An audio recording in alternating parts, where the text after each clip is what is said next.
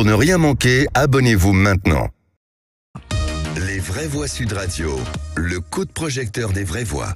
Et pour cette 13e journée de mobilisation contre la réforme des retraites, le mot d'ordre de l'intersyndicale était de faire de ce 1er mai une journée historique. Le pari semble pour l'instant plutôt réussi. Pour le leader de la CFDT, Laurent Berger, ce gros succès de la mobilisation montre le rejet de la réforme et l'aspiration des travailleurs à être considérés autrement par le gouvernement, Philippe. Oui, et le bras de fer avec le gouvernement continue. D'ailleurs, le président de la CFTC a été clair, ce ne sera pas la dernière journée de mobilisation, d'autant que d'autres leviers sont encore possibles. Rappelons qu'après-demain, ce sera la décision du Conseil constitutionnel sur RIP ou pas RIP, et qu'enfin il y aura une nouvelle journée d'action le 8 juin prochain. Alors est-ce que pour vous, ce 1er mai est un 1er mai historique? Vous dites oui à une très large majorité, puisque vous êtes 76%. Alors on ira sur le terrain avec Lionel Maillet, correspondant Sud Radio à Marseille, et Violaine Vétillard est avec nous, envoyée spéciale Sud Radio à la manifestation de Paris. Avant de revenir avec vous, nos chères vraies voix, justement, Violaine, vous étiez à Paris aujourd'hui. Racontez-nous ce que vous avez vu et ce que vous avez vécu. Est-ce que finalement c'était une marche tranquille de mobilisation, ou est-ce qu'elle a été rapidement émaillée par de la violence ? Oui, non, il y avait beaucoup de monde qui était présent aujourd'hui sur la manifestation. Pas mal d'échauffements avant même le début de la marche. Il y a quand même eu quelques pétards, quelques affrontements avec les CRS, des fumigènes qui ont été lancés, des lacrymogènes également du côté de la police.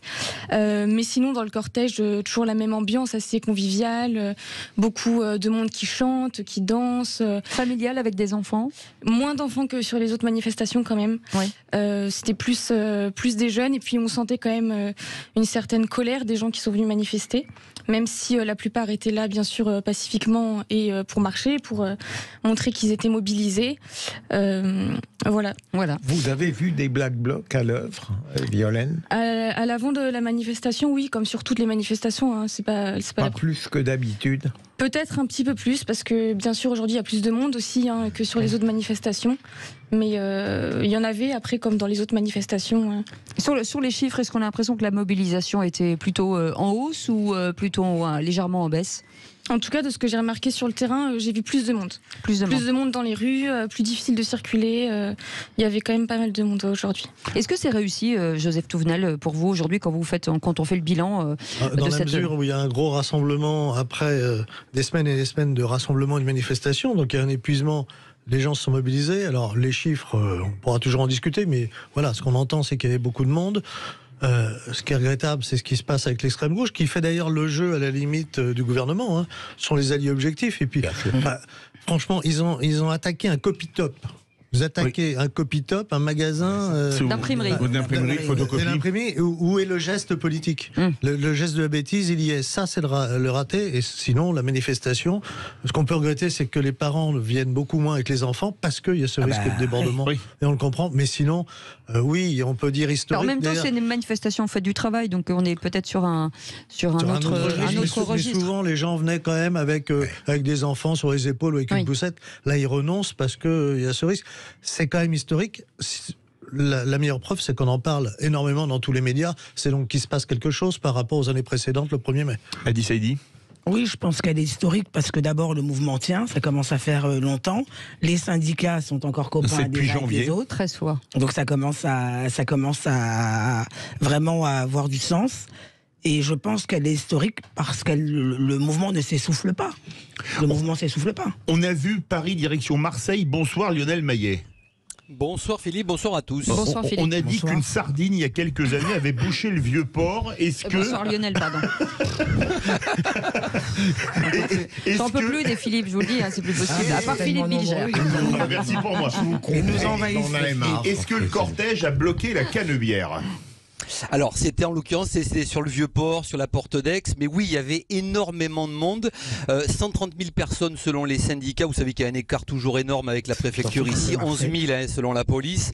J'ai regardé les chiffres de l'année dernière, alors évidemment ça n'avait rien à voir, mais c'était quand même le 1er mai, 15 000 personnes d'après les syndicats en 2022, vous imaginez aujourd'hui donc 130 000, c'était énorme, et contrairement à ce que vous disiez par rapport à Paris, là à Marseille c'était très familial, parce qu'on sait que ça se passe a priori toujours bien, et c'était le cas aujourd'hui à Marseille. Marseille, ça s'est passé très bien, bonne enfance, ou avec une météo qui était très favorable aussi. Et on a vu beaucoup de parents venir pour la première fois avec leurs parents pour leur montrer comment ça se passait, qu'on pouvait défiler tranquillement et revendiquer sans casser de vitrine ou sans s'attaquer à des banques.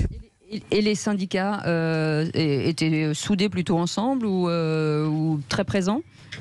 Très présent, et c'est l'unité, c'était la CGT en tête comme d'habitude à Marseille, et c'était l'unité affichée parce qu'on dit que ça va continuer. Dans tous les cas, c'est pas possible que ça s'arrête là.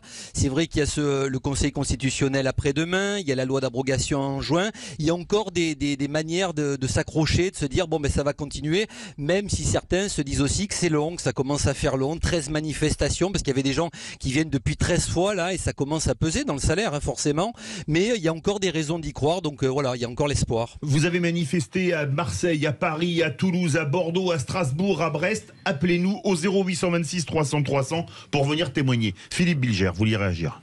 Non, je voulais demander à Lionel, mais s'il y avait beaucoup de slogans... Oui, non, mais vous laissiez penser que j'avais une vérité définitive à dire. Non, je voulais demander à Lionel s'il y avait beaucoup de slogans anti-Macron, tout de même. Alors, pas de slogan, mais il y a des pancartes, Philippe. Il y a énormément de pancartes. Il y avait même sur un camion d'Enedis des énergies un tombeau, un cercueil qui représentait avec écrit Emmanuel Macron et la réforme. Donc ça en dit long, évidemment. Et c'est celui qui revient dans toutes les conversations en nous disant c'est plus le président, c'est le méprisant. On est venu avec les casseroles. Ça c'est aussi une nouveauté d'ailleurs. Les casseroles, on les avait pas vues dans les autres manifs. Maintenant ça se généralise. Et des gens qui viennent avec leurs petites casseroles pour dire ben voilà, moi je veux me faire entendre de ce président. Et quoi qu'il arrive, quoi qu'il se passe, au-delà de l'unité syndicale ou pas dans les prochains jours, ce qui va se passer, c'est ces gens nous disent, même s'ils ne sont pas syndiqués, nous on va aller mettre la pression à ce président-là, chaque déplacement, dans les stades, partout où il ira, on ira lui mettre la pression et c'est comme ça qu'on va finir par gagner. Est-ce que, Lionel, pardon, est-ce qu'on entend parler du RIP, Conseil constitutionnel, le 3 mai par exemple, est-ce que c'est quelque chose qu'ils attendent aussi ? Non, parce qu'ils ont été sacrément refroidis par la première fois il y a 2 semaines, et la deuxième tentative entre ce qu'ils disent, ce qu'ils entendent dans les médias, c'est que ça a peu de chances d'aboutir. Donc non, honnêtement, ils se raccrochent pas à ça. S'il y a un espoir, c'est peut-être celui de la loi d'abrogation le 8 juin prochain.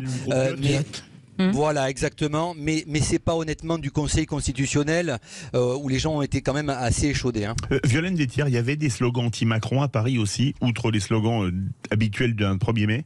Pas tellement. Par contre, on a eu aussi des casseroles et des ustensiles de cuisine pour faire du bruit, pour montrer qu'ils étaient là et que oui, ils étaient aussi présents à Paris. Avec 0826 300 300, Philippe qui nous appelle de Libourne. Notre vraie voix du jour. Bonsoir Philippe, sur ces mobilisations. Alors, sur ces mobilisations, alors moi, j'ai l'impression qu'il y a 2 sortes de personnes, enfin 3. C'est-à-dire, il y a 3 camps, en fait. Il y a le camp de ceux qui ont pas voté Macron. Vous êtes en haut-parleur ou pas?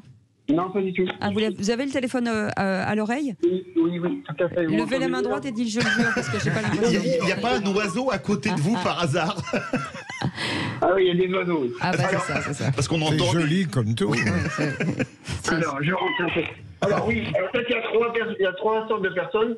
Il y a ceux qui ont voté Emmanuel Macron comme moi, contre Emmanuel Macron, pardon, comme moi, et qui en fait, parce que c'était la seule mesure qu'il avait annoncée, et que moi j'étais contre, donc j'ai voté contre lui, donc j'ai voté tout sauf Macron. Ensuite, donc ceux-là, en général, ils sont restés à la maison.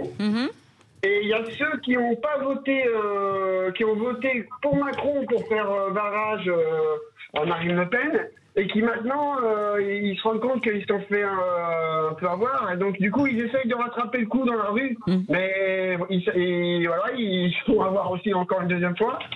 Et puis les troisièmes, ceux qui ont voté Macron, donc eux, ils restent à la maison aussi au chaud. Oui. Donc en fait, je pense qu'il y a 80% de la population qui n'est pas contente. Mais il y en a qu'une partie qui est dans la rue et l'autre qui est restée à la maison parce que de toute façon, eux, ils sont pas concernés puisque eux, ils ont fait le boulot lors du vote. Oui, c'est ça. Parce que je rappelle que quand on vote, on vote pour des idées et on vote pas pour faire des barrages ou je ne sais quoi. Absolument. Lionel Maillet retourne sur le terrain à Marseille. Lionel, est-ce que les gens sont résignés finalement? Parce que forcément, on se dit que la réforme des retraites, ils ont bon continuer à la demander, la CFDT, mais est-ce que c'est pas en vain? Non, honnêtement, ils ne sont pas résignés. En tout cas, ceux qui manifestent, et vous imaginez évidemment que ce sont les plus déterminés, parce qu'après 13 journées de mobilisation, ça veut dire qu'on a encore l'espoir. Et non, ils ne sont pas résignés parce qu'ils ont l'exemple du CPE et de toute autre chose, et qui se disent, voilà, ça peut encore, il y a encore une moyenne de me faire machine arrière. Comme je vous le disais tout à l'heure, on pense à cette loi d'abrogation en juin, on se dit que de mettre la pression au président à chaque déplacement, ça sera invivable pour lui pendant 4 ans, et qu'il va falloir d'une manière ou d'une autre se mettre autour de la table et négocier. Et ça, c'est ce qui revient effectivement dans les discussions, même si ils ont été refroidis là aussi par la première réunion avec Elisabeth Borne, où il n'y avait pas de volonté véritable de tendre la main, mais en se disant, cette fois-ci, il va peut-être falloir y aller, parce que comme le dit Laurent Berger à la CFDT, des manifestations pendant 6 mois, est-ce que ça va vraiment servir à quelque chose? C'est vrai qu'aujourd'hui, on a senti quand même une impulsion en se disant que c'est pas un baroud d'honneur, c'est même peut-être le tremplin sur autre chose, mais manifester chaque semaine, on voit que ça porte pas ses fruits. Il faut peut-être essayer de se mettre autour de la table, mais est-ce qu'on va vraiment négocier avec ce gouvernement-là? Ça, c'est toute la question. Joseph Touvenel. J'ai une question à notre juriste, là, Philippe Bilger, concernant le référendum d'initiative. Mon Dieu. Il n'est pas bon en géographie, pas en français et en droit, n'en parlons pas. Nul. Sur le référendum d'initiative populaire. Moi, j'étais très choqué. Partagé, oui. On peut espérer qu'il est populaire. La décision du Conseil constitutionnel, il me semblait que c'était dans les clous. Alors évidemment, le président du Conseil constitutionnel, c'est quand même quelqu'un qui a choisi de partir à la retraite à l'âge de 58 ans. Donc il aurait pu s'abstenir.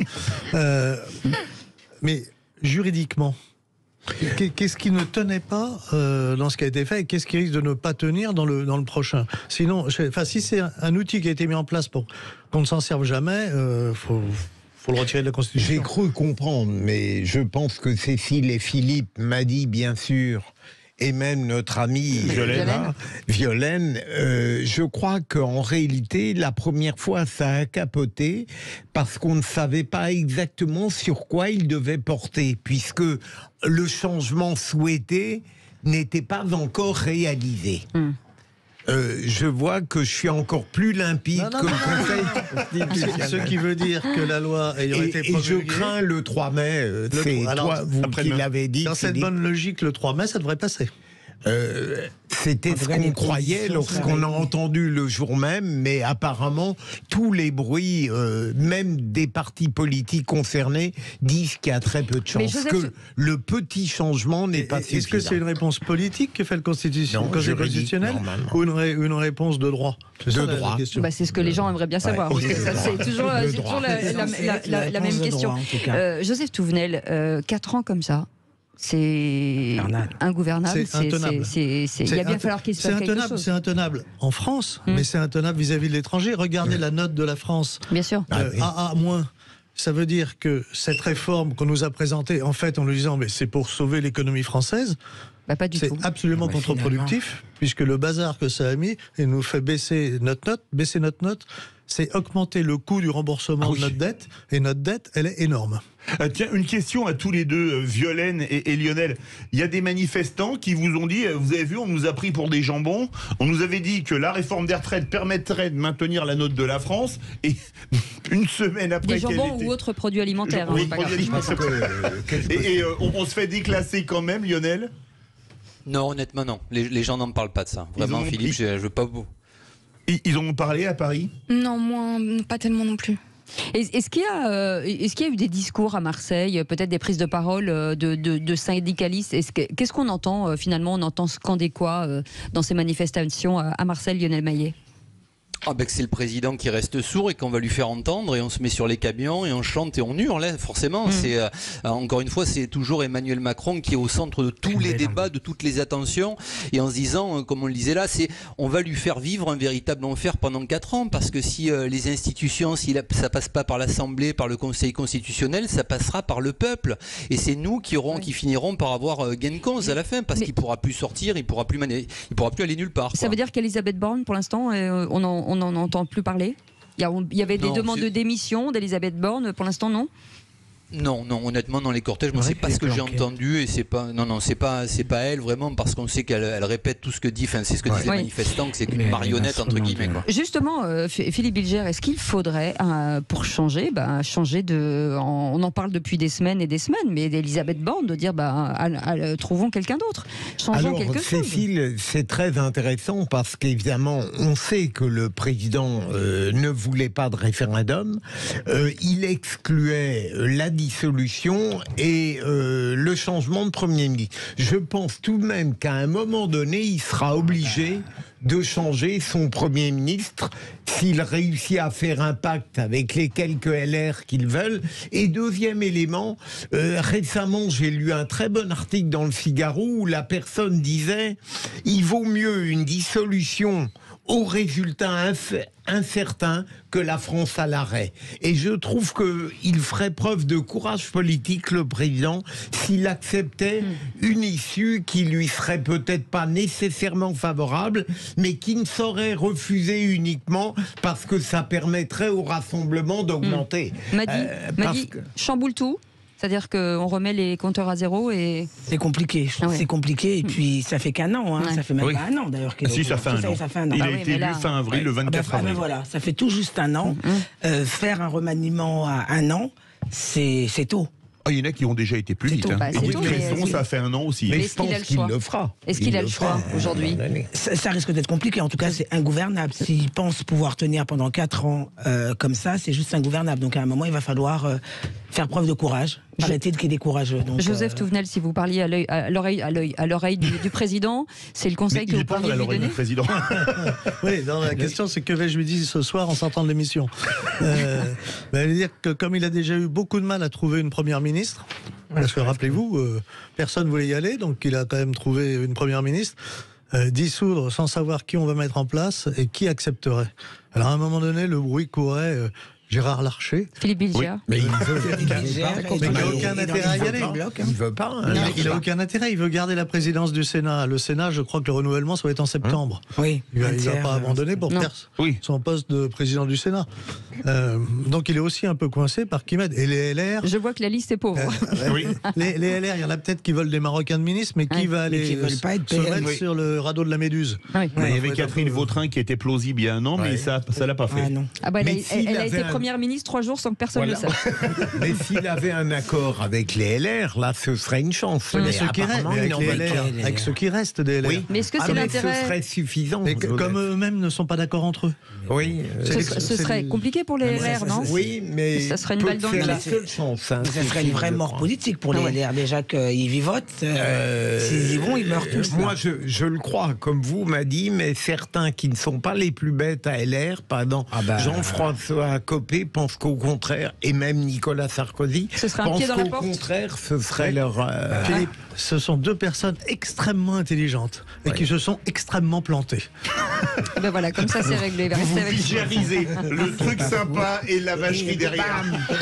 Merci Lionel Maillet, notre correspondant Sud Radio à Marseille, et merci Violaine Vétillard, bien sûr envoyé spécial dans la manifestation de Paris. On aura peut-être besoin de vous encore tout à l'heure, vous restez avec nous.